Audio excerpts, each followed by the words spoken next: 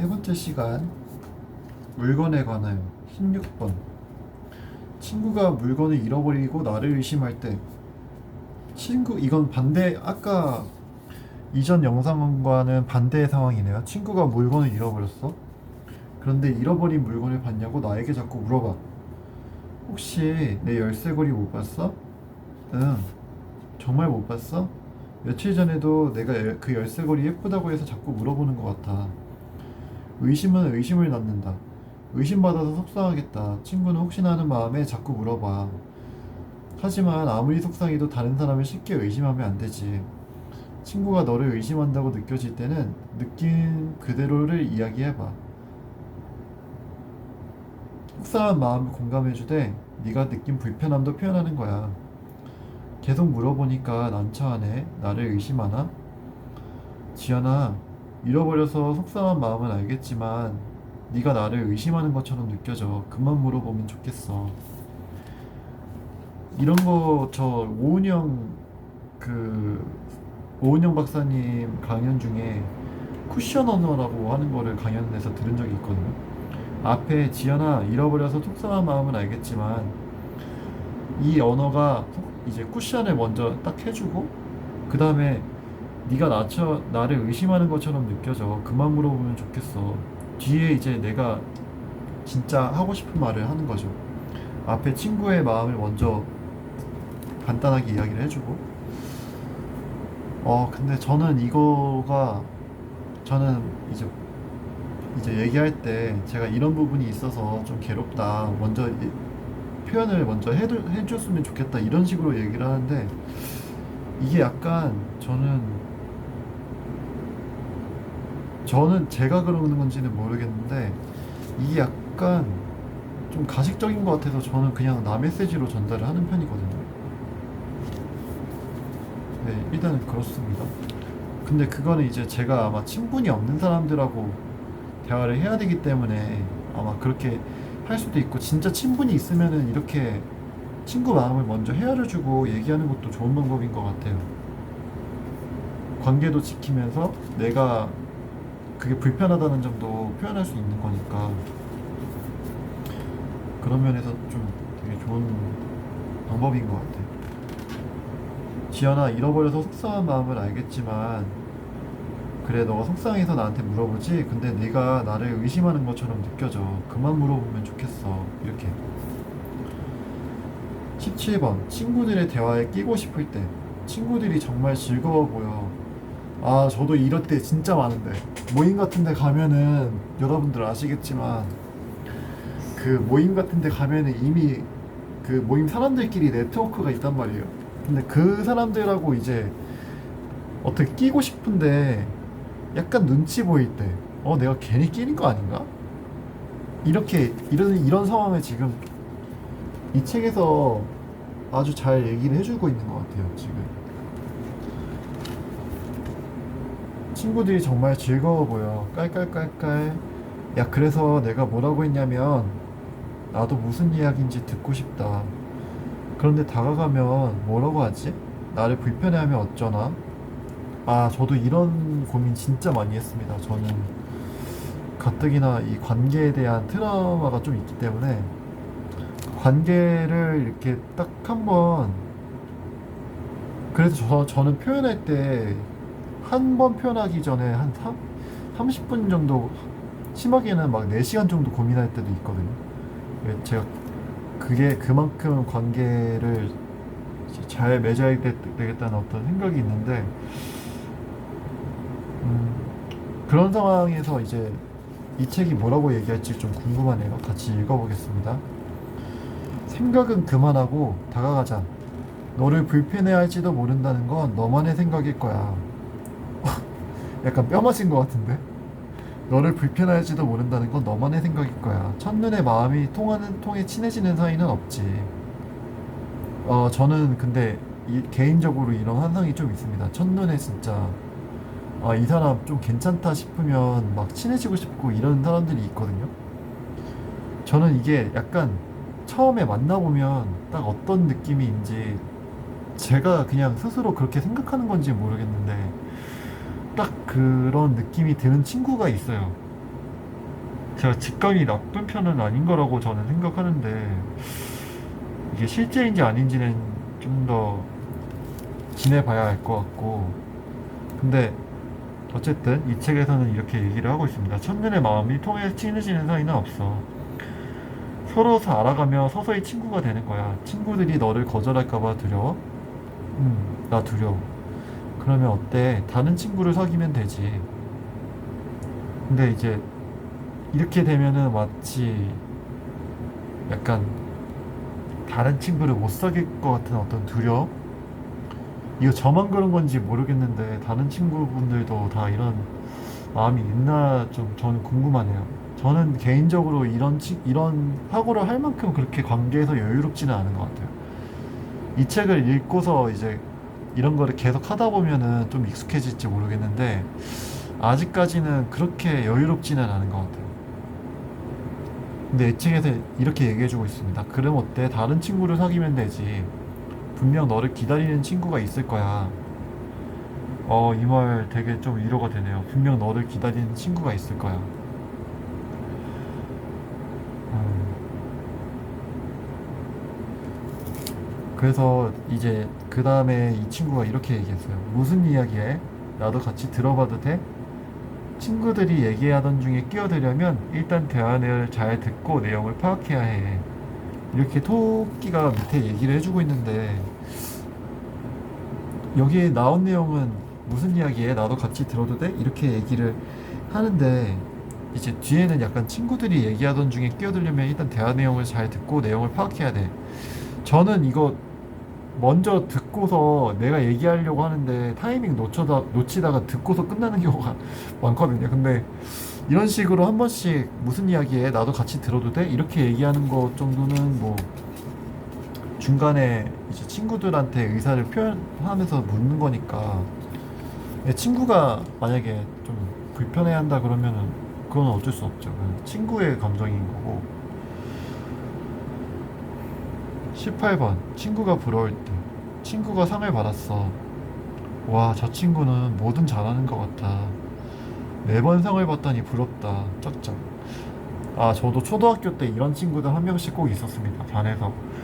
진짜 이런 엘리트 친구들 매번 그 성적표 딱 선생님이 불러주면 이제 저희 때는 여러분 때는 어떤지 모르겠는데 저희 때는 막 약간 꼰대 같긴 한데 선생님들끼리 이제 성적으로 막 애들 이름 막 부르고 이런 때거든요. 그래서 집에서 막 성적 안 좋아서 가가지고 그러면 막 혼나고 이랬었는데 야 이런 적 진짜 많죠. 저 친구는 뭐든 잘하는 것 같아. 매번 상을 받다니 부럽다. 아, 진짜 이런 친구 제가 기억하기로는 고등학교 때 민씨가 이랬어요. 제가 어디 고등학교까지는 얘기를 할 수 없는데 그 친구가 이제 매번 이번 달에 우리 반 1등 얘기할 때 항상 이 친구가 그래가지고 막 친구들이 다 얘기하곤 했는데 그럴 때 야 진짜 부럽다 이럴 때 누구나 특별해. 아, 이 말 진짜 너무 너무 멋진 말이죠. 위로가 되고 친구가 너보다 멋있어 보일 때도 있지. 이거는 근데 비단 학교뿐만 아니라 그냥 일상에서 다 그렇게 적용이 되는 것 같아요. 밖에 나가보면 나보다 멋있어 보이는 사람들이 이렇게 많은지 모르겠어. 그럼 내가 못나 보이고, 그러면은, 나는 뭐지? 근데 이제 어떤 책에서 그러더라고요. 비교는 다른 사람이랑 하는 게 아니라 어제의 내 자신하고만 하는 거다. 저도 그래서 이거를 습관적으로 제 자신하고 어제의 나하고 오늘의 나 그리고 과거의 나를 비교하면서 저를 칭찬해주는 습관을 요즘 들이고 있는데 이런 거 되게 진짜 중요한 거죠. 누구나 특별해. 친구가 너보다 멋있어 보일 때가 있지. 그렇죠? 그럴 때가 있죠. 너 참 멋있다 하고 솔직하게 말해도 돼. 친구도 분명 좋아할 거야. 근데 여기서 중요한 거 하지만 누구나 특별한 무언가를 가지고 있단다. 사람마다 멋진 부분이 다른 거야. 너는 어떤 부분이 멋진 사람인지 찾아보자. 이거는 이제 여러분 이거 저가 진짜 도움을 받았던 영상인데 최민준의 RLTV 중에서 그런 내용이 나와요. 이제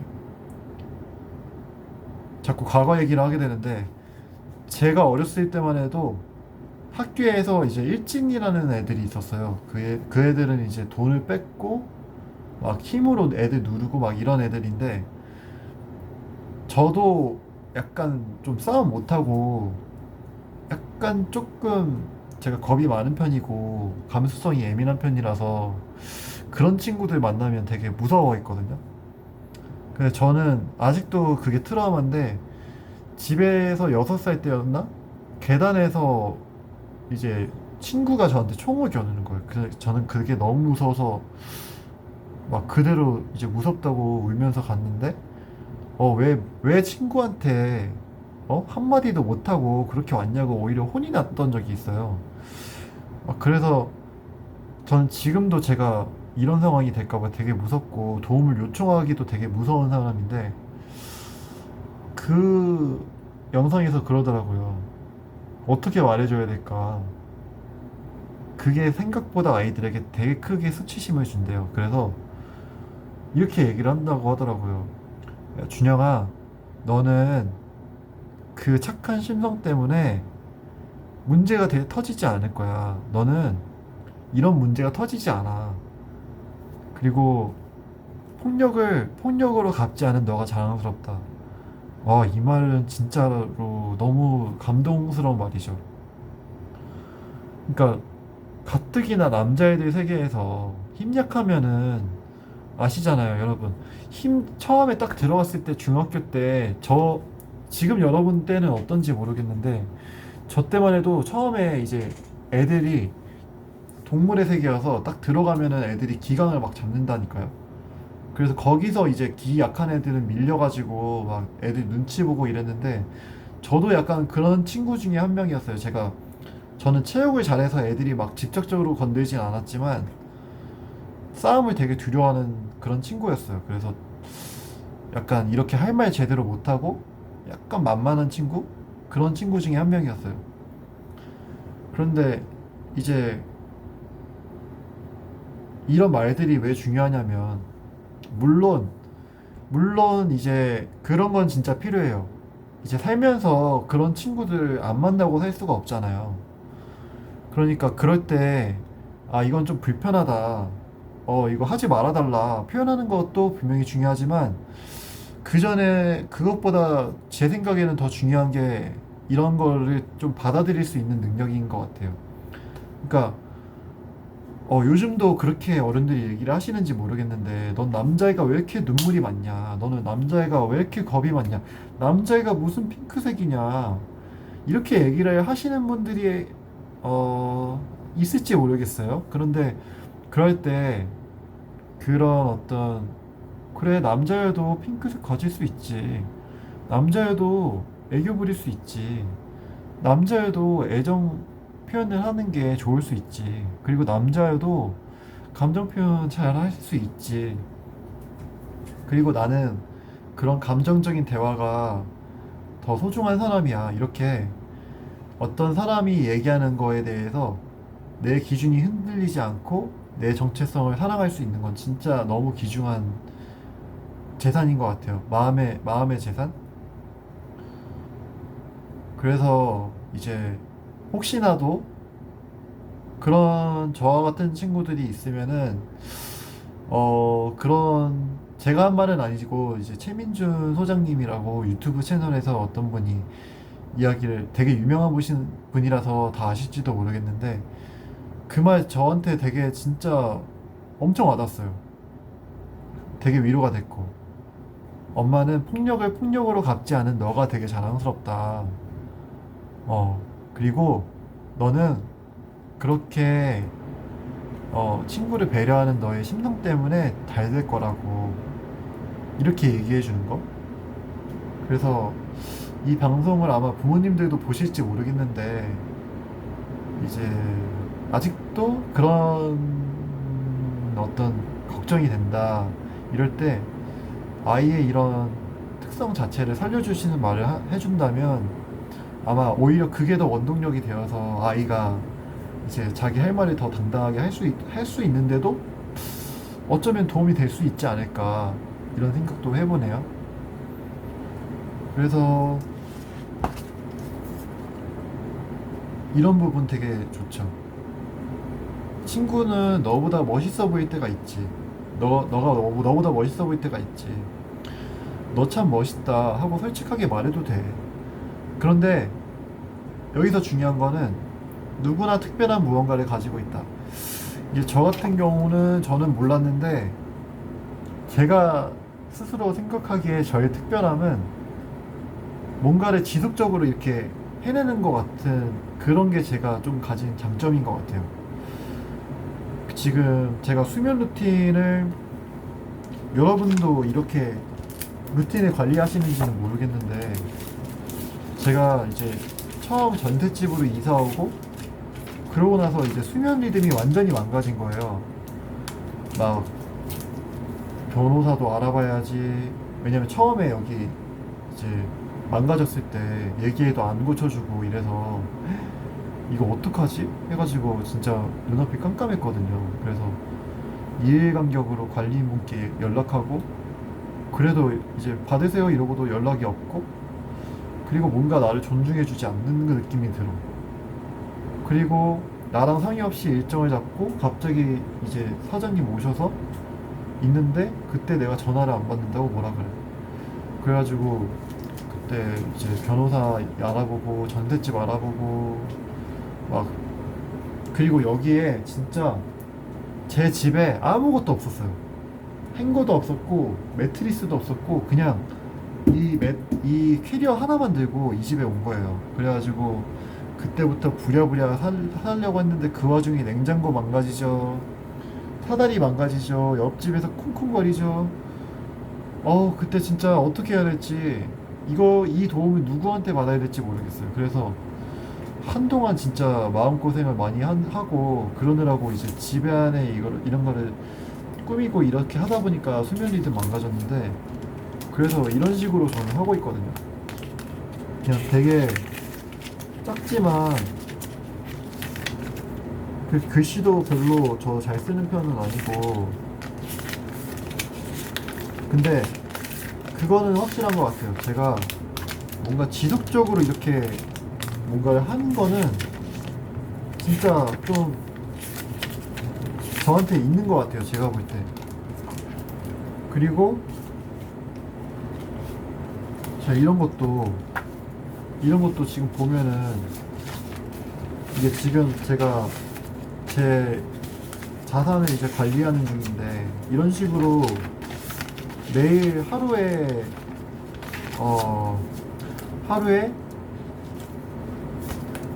하루 끝나기 전에 이제 저는 내가 오늘 얼마를 썼는지를 다 기록을 하거든요. 그 기록하는 이유가 내 돈에 대해서 내가 감각적으로 이거를 체감하고 있어야 되겠다는 생각 때문에 그렇게 기록을 하고 있어요. 그리고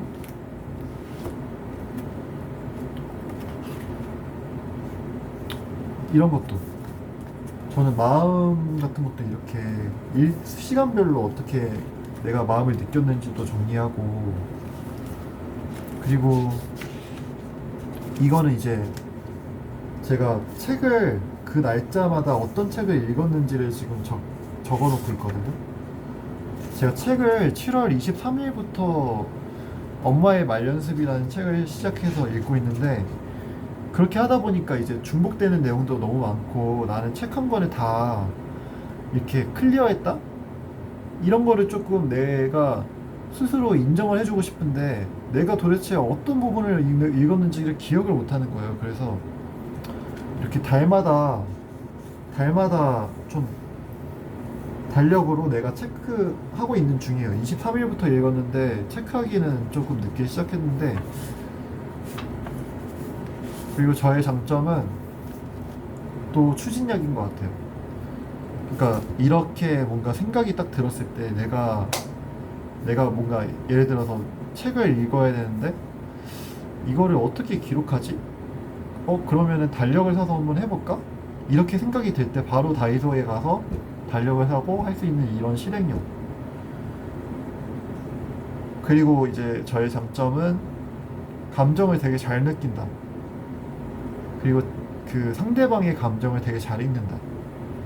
이거 되게 저는 이제 살면서 너 왜 그렇게 예민하니? 이런 얘기를 저희 가족들로부터 자주 들었거든요.